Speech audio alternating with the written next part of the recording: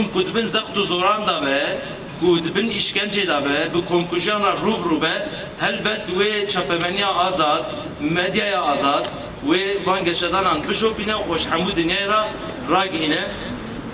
Zede dirij nekim, em dixwazin hevalê me demildest werin berdan bey ku tiştek were serê wan em dixwazin werin berdan her wiha bes îdî destê xwe ji bestûka rojnamegeran berdin yani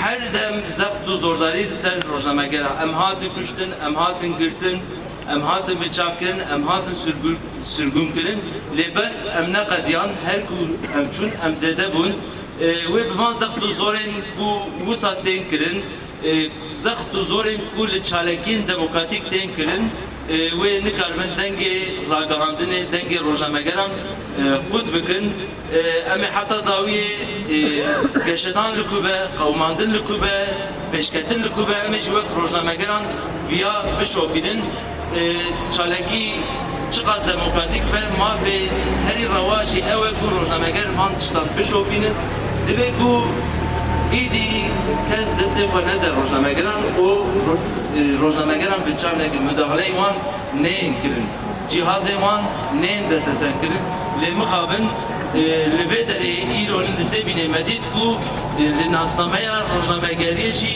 nehat godarkirin û mêzekirin ew jî bê ser û ber hatin binçavkirin niha jî wê hevala me rojnameger şîrin bayî çend gotina bike paşê jî wê parlamentera Dem Partiya Mêrdînê Birêz Saliha Aydeniz ve Akartnekî Kurdî.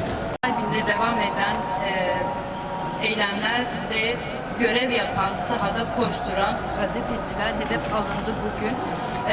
Hem Mitani Parkı'nda hem de Barış Parkı'nda 6 gazeteci meslektaşımız bugün gözaltına alındı ve gözaltına alınırken basın olduklarını defaatle söylemelerine rağmen gözaltına alındılar.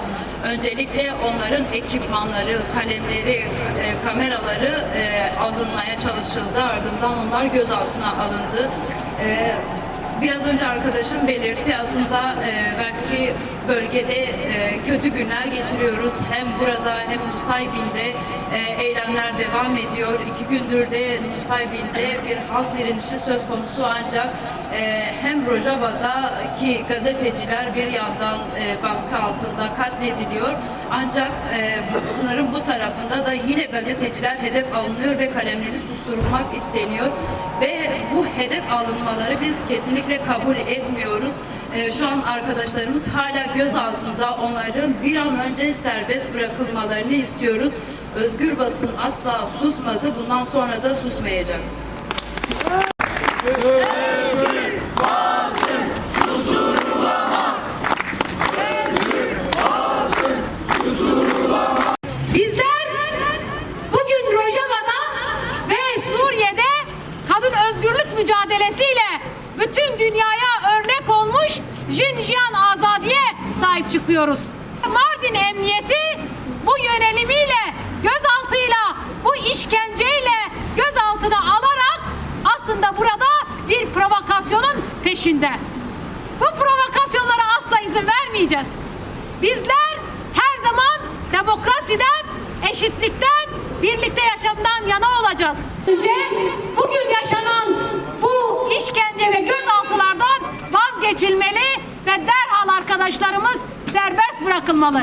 Bizler de hem arkadaşlarımız serbest bırakılana kadar hem de Rojava'da, Kuzeydoğu Suriye'de huzur, demokrasi, özgürlük gelişene kadar ayakta olacağız, sokakta olacağız, eylemde olacağız. Bunu da böyle bilin. Herkesi saygıyla selamlıyorum.